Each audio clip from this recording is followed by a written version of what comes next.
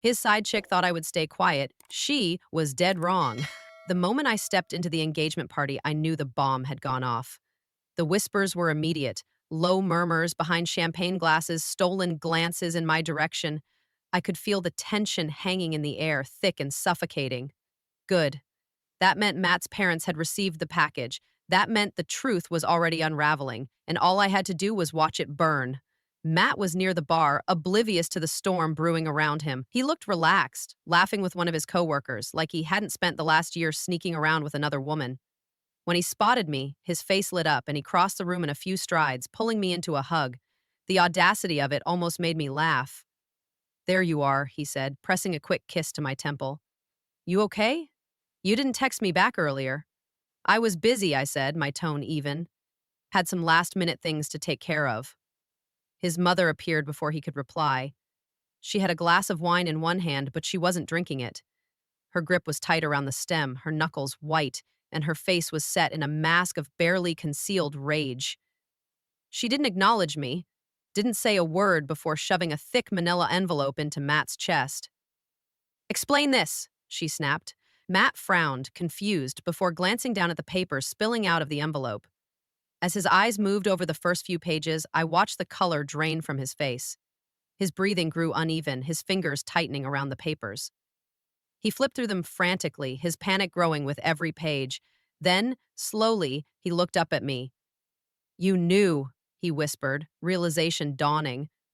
I tilted my head slightly. Of course I knew. His mother's voice cut through the silence like a knife.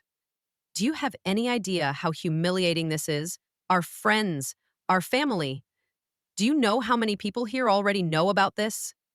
Her voice was low, but the fury behind it was unmistakable.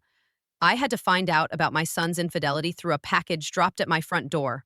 Do you understand how disgusting that is?" Matt's mouth opened, but no words came out. He looked completely blindsided, like he genuinely hadn't considered that his actions might have consequences. His mother turned to me then, her expression unreadable. "How long have you known?" "A week." My voice was calm, steady. I wanted to be sure before I made any decisions. She exhaled sharply and nodded, like she had expected nothing less. Her anger wasn't directed at me anymore. It was entirely focused on Matt. "This is what you've been doing? While we were planning a wedding? While we were introducing her to the family?" Her voice was cold, clipped. "Do you even realize what you've done?" Matt turned to me, ignoring his mother now. His voice was desperate. "Babe, please. We can fix this. Just give me a chance to explain." I laughed, and the sound felt foreign in my own ears. "Fix this? You think there's anything left to fix?" I took a slow breath. "You lied to me. You humiliated me. And worst of all, you actually thought I'd never find out." His hand reached for mine, but I pulled back before he could touch me. "It was a mistake," he said quickly. "It didn't mean anything. I swear to God, I never stopped loving you."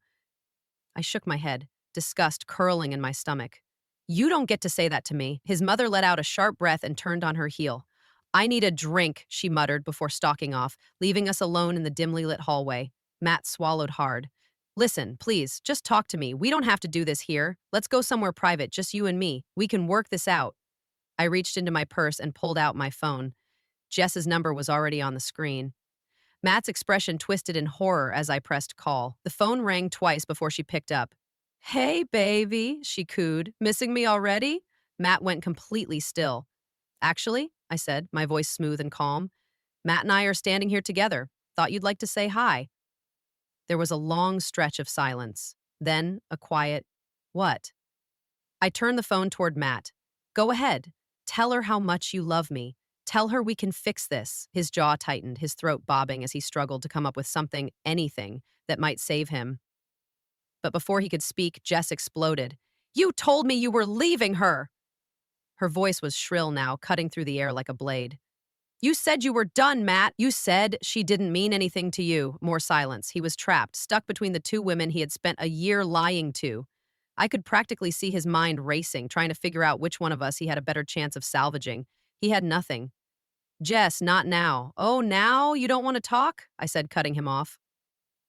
"That's funny, considering you had no problem sneaking around with her in public." People were watching now. Guests had started to gather, whispering to each other, eyes darting between Matt and me. The damage was already done. There was no coming back from this. Jess was still shouting on the other end of the phone, her voice growing more hysterical by the second. Matt finally fumbled with his phone, ending the call with shaking hands. His breathing was ragged, his entire body tense like he was on the verge of completely losing it. I stepped back, taking one last good look at him. The man I had once thought I would spend my life with, the man who had betrayed me so easily, so carelessly. Then, without another word, I turned and walked away. I didn't need to scream.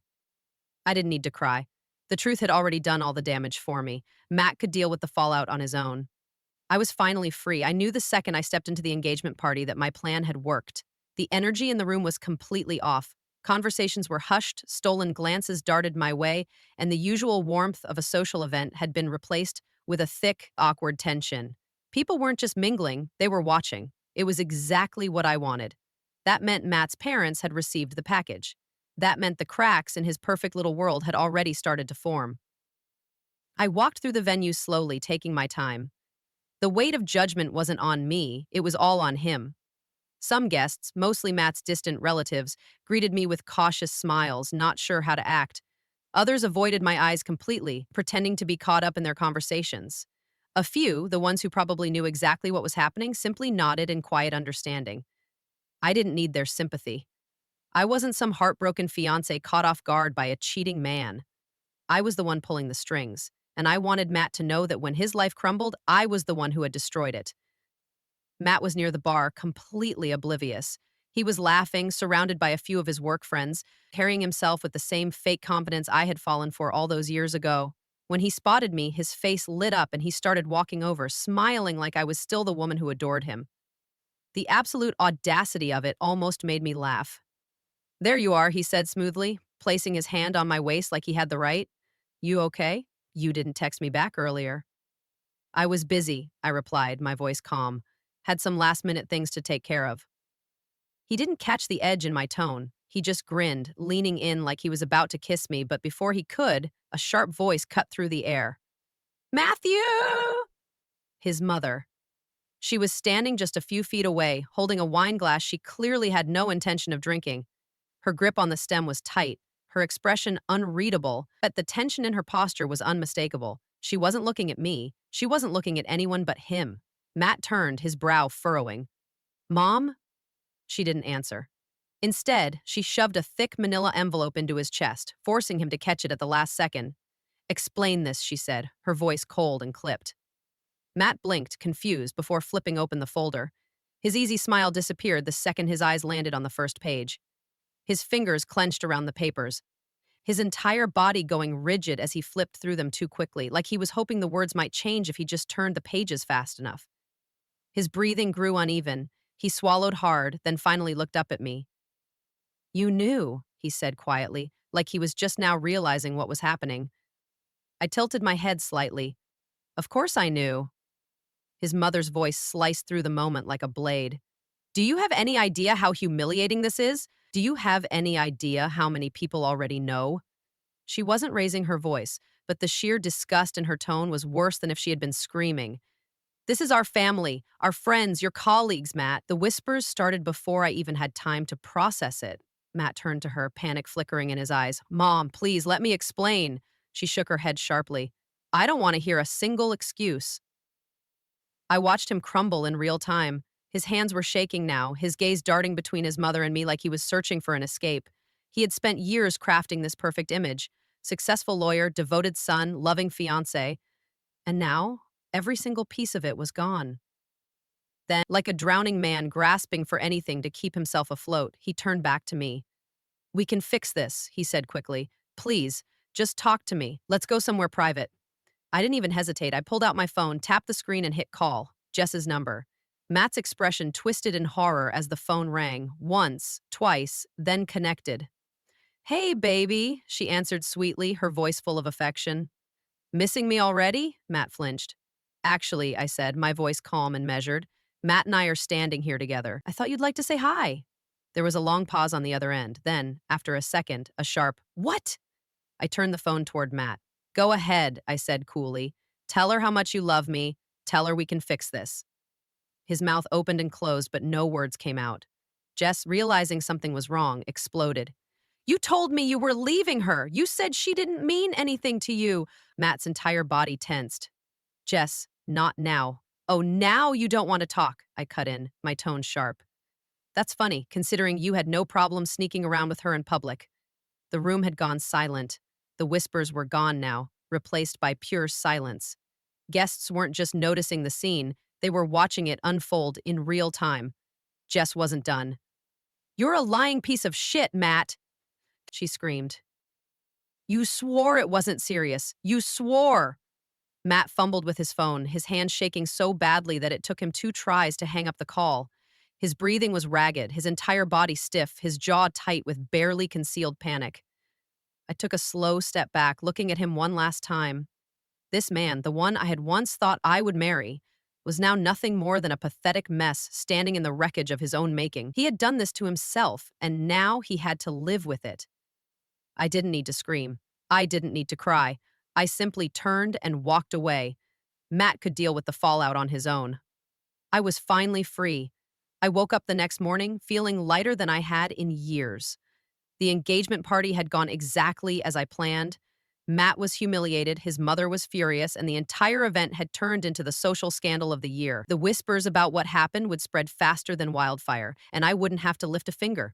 I had done my part.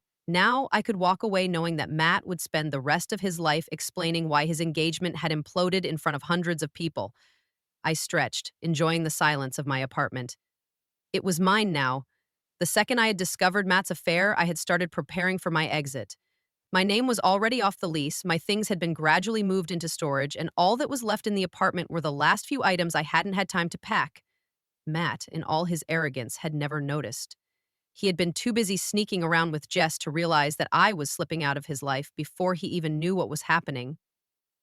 My phone buzzed on the nightstand. It was a message from Matt. Matt, we need to talk. Please, just hear me out. I stared at the screen for a moment before deleting the message. He didn't deserve a response. I had already said everything I needed to say. I wasn't going to waste another second giving him a chance to twist the narrative. He could sit in the wreckage of his own mistakes and figure it out on his own. Not long after, another message came through, this time from an unknown number. Unknown. You think you're so smart, don't you? You ruined everything, Jess. I laughed under my breath, shaking my head. The irony of her being angry at me was almost too much, as if she hadn't been perfectly fine sneaking around with a man she knew was engaged. As if she had any right to act like a victim when she had spent the last year parading around like Matt's secret prize. I ignored her, just like I ignored Matt. She wasn't worth my energy. Instead, I focused on what came next. I had done the public part of my revenge. Now it was time to make sure Matt felt it where it hurt the most, his job. Matt worked for a prestigious law firm that prided itself on being morally upstanding. It was all about reputation. It was the kind of place that loved making examples out of people who embarrassed them. And Matt? He had given me plenty to work with. I spent the next few hours carefully assembling everything I had gathered over the past week. Screenshots of his texts with Jess, receipts from the hotels and expensive dinners, the engagement ring receipt, one for me, one for Jess, because Matt was just that kind of idiot. Then I drafted a carefully worded email and sent it directly to the firm's managing partners. I kept it professional, no emotional outbursts, no messy accusations, just cold hard evidence that one of their rising stars had been using company time and resources to finance an affair. And I made sure to mention that a scandal like this might not look so great in the eyes of potential clients. I hit send and closed my laptop, knowing that Matt's career was officially on borrowed time. By the afternoon, my phone rang. It was a mutual friend of ours, someone who had been at the engagement party and had apparently been dying to spill the latest update. You are not going to believe this, she said breathlessly. Matt got called into a meeting with the partners today. He looked like he was about to throw up. I smiled, leaning back in my chair. Really? Wonder what that was about. Oh, I think you know exactly what it was about, she laughed. Word is, they're reviewing his conduct, which was law firm speak for, he's screwed. I didn't need him to get fired. That wasn't the goal. I just needed him to know that nothing in his life was safe from consequences, that the cheating, the lies, the arrogance, it all had a price. But apparently, Matt wasn't done making mistakes, because that night, he showed up at my apartment. I heard the knocking first. It wasn't soft. It was the kind of knock that said, I know you're in there, and I'm not leaving until you answer. I rolled my eyes, debating whether I should even bother, but I was curious. I wanted to see just how broken he looked now that everything had come crashing down. I opened the door, and there he was. Pathetic, exhausted, desperate. His eyes were bloodshot, his jaw clenched so tightly I thought he might crack a tooth. "Are you happy?" he demanded. "Do you feel good about this?" I arched a brow. "About what?" He let out a sharp breath, running a hand through his disheveled hair. "Don't play dumb. You sent that email. You went after my job." I leaned against the door frame, crossing my arms. "You went after our relationship. You went after my trust. You went after our future. So yeah, Matt, I did what I had to do." His face twisted. "I was going to fix it. I was going to make things right." I laughed, shaking my head. "When? Before or after you gave both of us the same ring? Before or after you spent a year lying to my face?" His silence was the only answer I needed. For a moment, I thought he was going to yell. His fists were clenched at his sides, his breathing uneven. But then, just as quickly, something in him deflated. His shoulders sagged, and his expression shifted from anger to something that almost looked like defeat. "You ruined me," he said finally. I tilted my head. "No, Matt, you ruined yourself. I just made sure everyone saw it." He stared at me for a long time, like he was waiting for me to change my mind, waiting for me to tell him this was all some big mistake. But I didn't. I just met his gaze, calm and steady, and waited for him to accept reality. Finally, he stepped back. He didn't say anything else. He just turned and walked away, disappearing down the hallway like a ghost of the man he used to be. I shut the door behind him, locked it, and felt nothing. No sadness, no regret, just the satisfaction of knowing that for the first time in a long time, I had won. It took less than a week for Matt's entire life to unravel. His firm put him on indefinite leave, which was their polite way of saying, "Don't come back." I wasn't sure if he had been officially fired yet, but I didn't care enough to find out. What mattered was that his carefully curated, perfect life had collapsed. His career was damaged, his engagement was over, and his name was synonymous with scandal in his social circles. It was everything he had been terrified of, and he had no one to blame but himself. I didn't block his number, but I also didn't respond to him. He sent a few texts in the days after he showed up at my apartment. Apologies, attempts at reasoning, some pitiful messages about how I ruined him. I ignored them all. The man who had spent a year lying to me, thinking I was too naive to catch on, wasn't even worth a response. Jess had stopped texting me after I blocked her, but I heard through mutual friends that she was furious. Apparently, she had believed Matt's lies about leaving me for her, and now she was stuck dealing with the fallout too. The final confirmation that I had won came at an event a few weeks later. A friend of mine was hosting a party, a casual get-together that Matt and I would have normally attended together. I debated skipping it, but then I realized something. I wasn't the one who had anything to be ashamed of. I had done nothing wrong. I had played my part perfectly, and now I got to enjoy the victory, so I went. The moment I walked in, heads turned. It wasn't in a bad way, no pity, no judgment, just curiosity. People wanted to see how I was holding up, if I was miserable, if I was struggling without Matt. But I wasn't. I looked good, I felt good, and I knew the second people saw me that I had won.